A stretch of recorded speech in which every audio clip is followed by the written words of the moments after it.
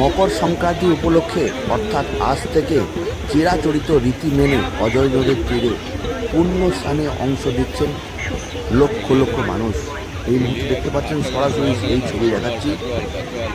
ঠান্ডাকে উপেক্ষা করে মানুষ কিন্তু এই অজয় নদীর তীরে পূর্ণ স্নান করছে। সরাসরি সেই ছবি দেখতে পাচ্ছেন। জয়দেবের কেন্দ্রী মেলা, সেই কেন্দ্রী মেলার ছবি দেখাচ্ছি। মকর সংক্রান্তির স্নান, এই স্নানে লক্ষ লক্ষ মানুষ পুণ্যার্থী তারা অংশ নিচ্ছেন।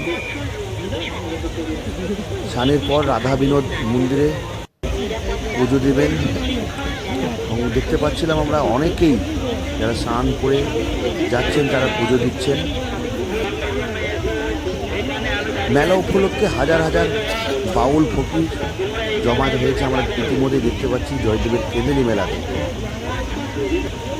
এবং তারা মেলা প্রাঙ্গণে স্থায়ী ও অস্থায়ী আখড়ার স্থান নিয়েছে, যেখানে কীর্তন বাউল ফকির হচ্ছে। এই মুহূর্তে সরাসরি সেই ছবি দেখতে পাচ্ছেন।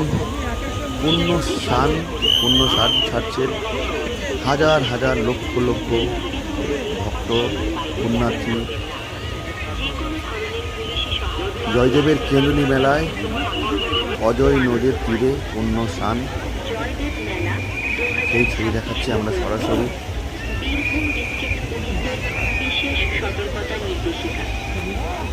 এবারে কিন্তু পুলিশ আরও সতর্ক, আরও অ্যাকশন মোডে নেমেছে, যেটা জানা যাচ্ছে।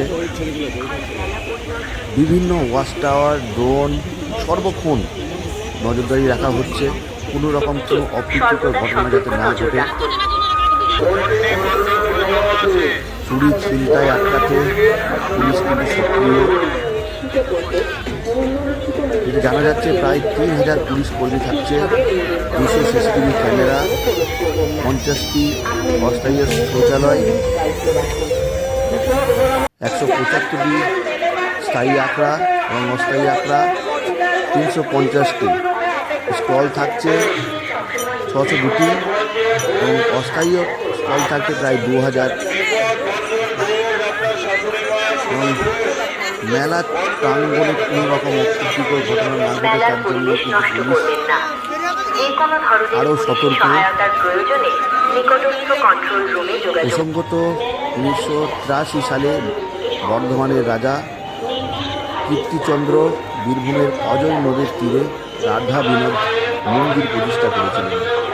কবি জয়দেবের স্মৃতি বিজড়িত এই স্থানের সঙ্গে জড়িয়ে রয়েছে অঙ্গিভঙ্গিভাবে জয়দেবের কেন্দ্রী মেলা। প্রায় 402 বছরের এই প্রাচীন মন্দিরের গায়ে টেরাকোটার নানা কাজে পৌরাণিক কাহানি ও দেবদেবীর খোদাই করা রয়েছে এই বাউল ফকিরের মেলা হিসেবে।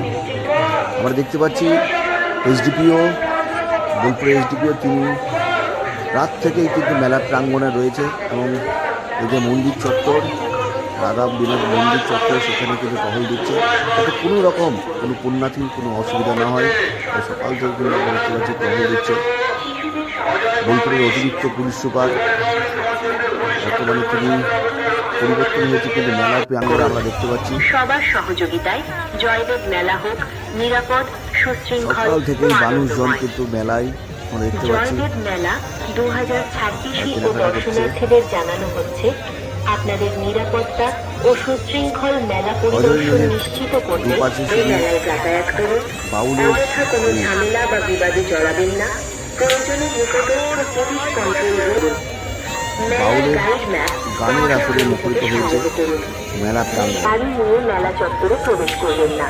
দেখতে পাচ্ছেন এই মুহূর্তে যে রাস্তাটি ছবি দেখাচ্ছি, হাজার হাজার মানুষ এই মুহূর্তেই ভিড় করেছে এবং এই মেলায় লক্ষ লক্ষ মানুষ কিন্তু করে ঠান্ডাকে উপেক্ষা করে কিন্তু মকর স্নানের অংশ নেয়। সতর্কতা নির্দেশিকা সকল পুণ্যার্থী ও দর্শনার্থীদের জানানো হচ্ছে আপনাদের নিরাপত্তা যেখানে সেখানে মলত্যাগ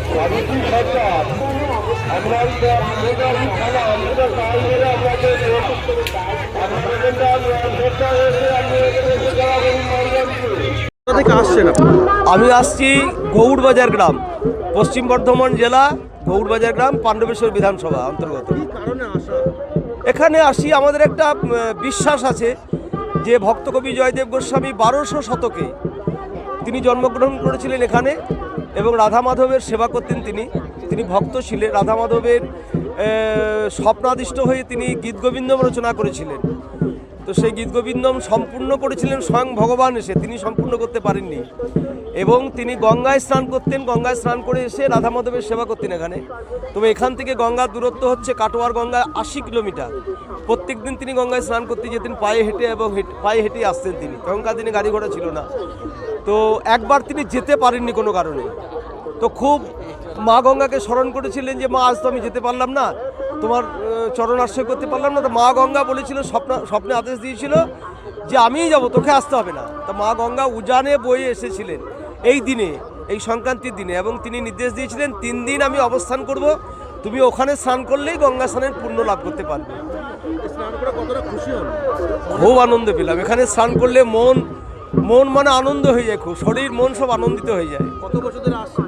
আমি 47 বছর ধরে আসছি নিরবিচ্ছিন্নভাবে। এখানে ব্যবস্থা কেমন? স্নান করার জন্য ভালো, সুন্দর ব্যবস্থা করেছে প্রশাসনের থেকে, সব তৎপর আছে, খুব সুন্দর ব্যবস্থা করে। আপনার নাম? বিশ্বজিৎ পান্ডে।